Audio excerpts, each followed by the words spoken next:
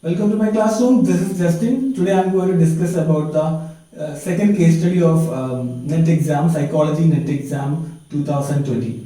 So this is about the scale construction part. So the introduction for this is basically a factor analysis results. So I found this is a little difficult because theoretical understanding won't help much in this context. You need to really know what is happening in the statistical part of it. So otherwise questions are direct, but a person who has done factor analysis, it will be very easy. But if a person has studied about factor analysis, I don't know how much a person can answer some of these questions here. So anyway, we'll start with the question. I'll tell you one thing very clearly, that questions are very direct, but you need to know how a factor analysis is done.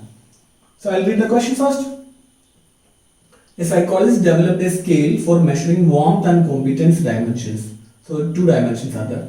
As a part of the scale development, she factor analyzed 25 items to retain 20 items. That means 25 items initially she had. She used that many items. She expected that 20 items would be, she get good 20 items. She chose exploratory factor analysis, EFA.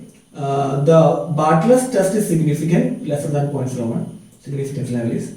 And the KMO value is 0.89. The principal component analysis, PSA, was used to extract components. This is not a factor analysis actually. This is a component analysis, not a factor analysis. Okay. And the first 8 eigenvalues are 9.9, 6.5, like that some values are given. So 3 values are more than 1. One value is actually exactly equal to 1. Other values are less than 1. She retained factors on the basis of scree plot. Scree plot is a way in which graphical method of eigenvalue and number of factors which help us to decide how many factors has to be included in the final factor structure. And it is rotated with the Verimax rotation. Verimax is an orthogonal rotation that tells me that warmth and competence are independent dimensions. They are not correlated dimensions. Okay, Verimax is orthogonal rotation. 3 items showed cross loading. We'll see what is cross loading is. 18 items loaded only one of the factors, so they are fine. And remaining, how many more? 18 plus 3, 21. 4 items, remaining items did not load on any factors. So it's a very easy kind of context. So you have a one factor that is let us say warmth, and you have another factor that is competence. And you have some observations here. For example, let us say observation 1, observation 2, that means item 1, item 2, item 3, like that. Here for this item 1, item 2, item 3, item 4, like that. And this items are reflection of the background latent factor. So these are the latent factor, these are items. So you have 18 altogether here. So we'll go to the first question in this context. In the above example, what percentage of variance would be explained by the first unrotated factor? So the first unrotated factor, the eigenvalues are given there. So eigenvalue is 9.9 for the first one, 9.9. So this is a percentage of variance, that's a variance of that based on that particular factor. So compared to all the items, how much this factor, what's the percentage of this factor? For that, usual equation of the percentage has to be used. That means this is the factor contribution divided by total into 100. Okay, this is the equation. So you need to get total. So what would be the total variance? Actually 25 items, you will get 25 as a total amount of variance. Okay, now how much among this 25 items variance? First factor itself is explaining 9.9% amount of variance. So how do we calculate that? If you have 25 items, you take 25, 1 for each, so you will get 25.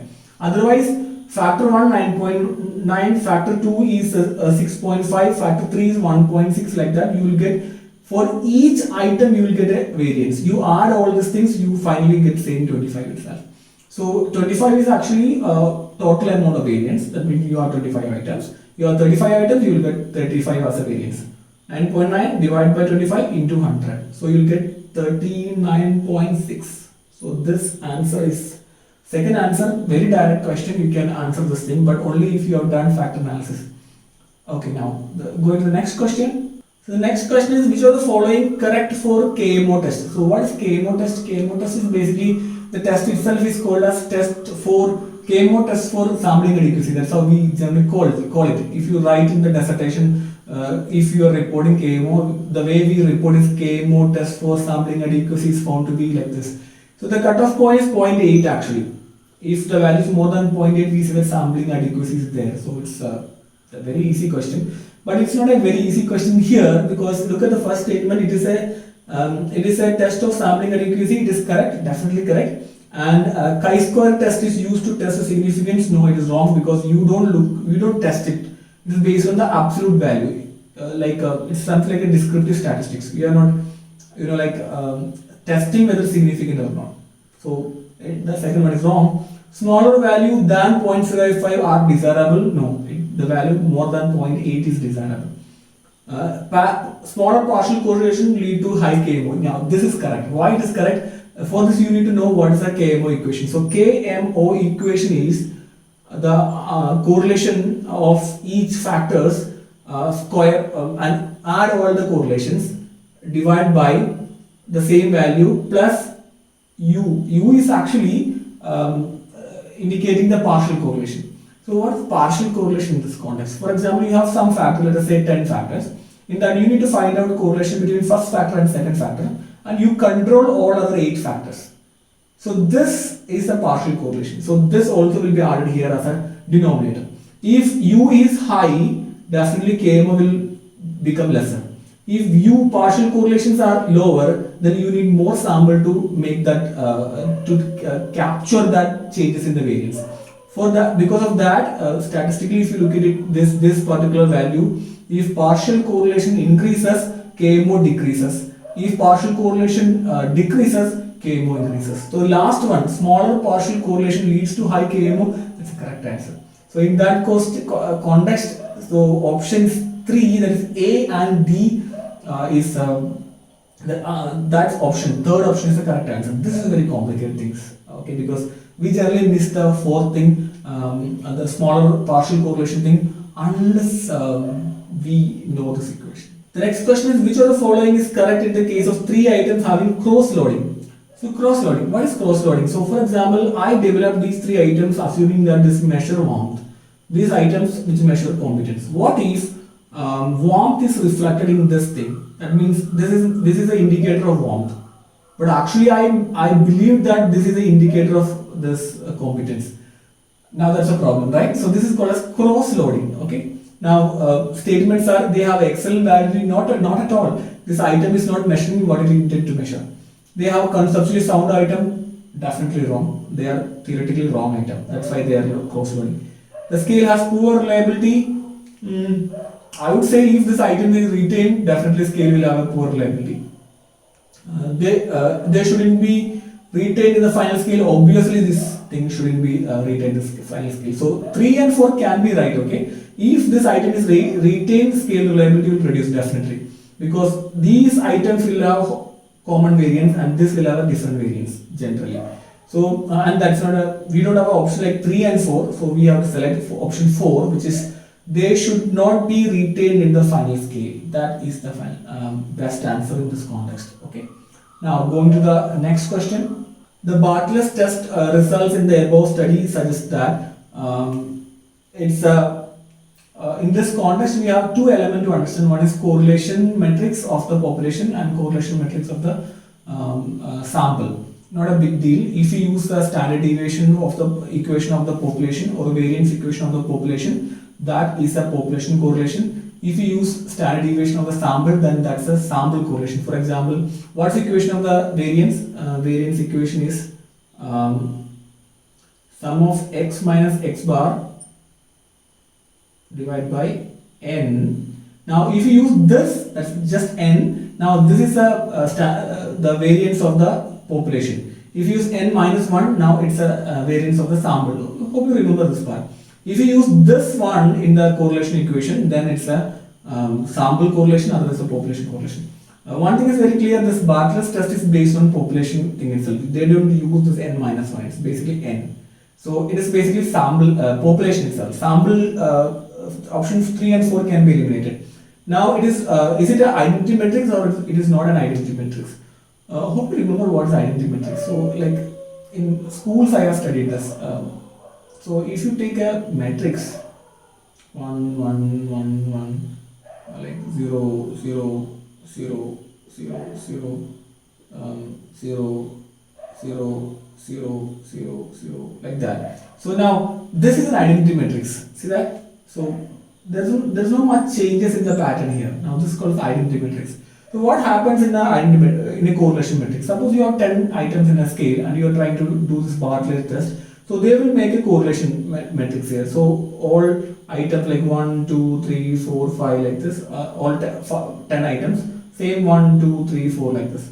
So what if you get some of items are correlated like this, like this, like this. So you find, if you take a scatter plot, you find that a set of items are highly correlated, another set of items are highly correlated, another set of items are highly correlated. That tells me, see, there are possibility of factors, factor 1, factor 2, factor 3. Now, if this happens, you get this Bartlett's test significant. Now, what if you don't get a separate system like this? All variables are common variants. Now, if this context, the Bartlett's test will be insignificant, and this tells me that these items are unidimensional. There is no dimensions inside that one. So it is mentioned here that Bartlett's test is significant. That means there are multiple factors. That means it is not common for all the items. It is not same for all the items. So this tells me population correlation matrix is not an identity matrix. The values are different here. Okay, now this is so option 1 is the correct answer. So we'll go to the next question now. It's the last question, but this item was dropped because the question is Kaiser-Gutmann criterion, how many factors could be retained? According to this criterion, actually you can retain number of items which has more than one eigenvalue. So if you look at this factor here, 9.9, 6.5, 1.6, these three has more than one as eigenvalue. One as an eigenvalue will not be taken. That means a factor share more than one item's variance, then we consider that as a proper factor, because it can explain more than one item. So that would be a factor. So according to this one, 3 should be the correct answer. But somehow by mistake they have made a -3 also. Definitely it is not to distract you. It's a mistake. It's a typo error from the net people, the group, because there will never be a -3 value. If you ask how many children you have, will somebody say -3 children? No, it will be either 3 or 2, 1. It should be a positive integer. But here -3 is given a simple mistake from their side. That's why they have dropped this particular item. So it is basically, and more than that, they have used scree plot in this context. Scree plot is a graphical presentation of this eigenvalue and number of factors. So if you have sudden steep kind of changes, that we consider as a factor. Other things will drop. So that's another way in which we find out how many factors has to be retained. Okay. So that's the end of the case study. Bye from my class, and I will be discussing other items, other questions, individual items in the exam, asking the exam, which is related to statistics and research methodologies, in another video. Okay, bye from now.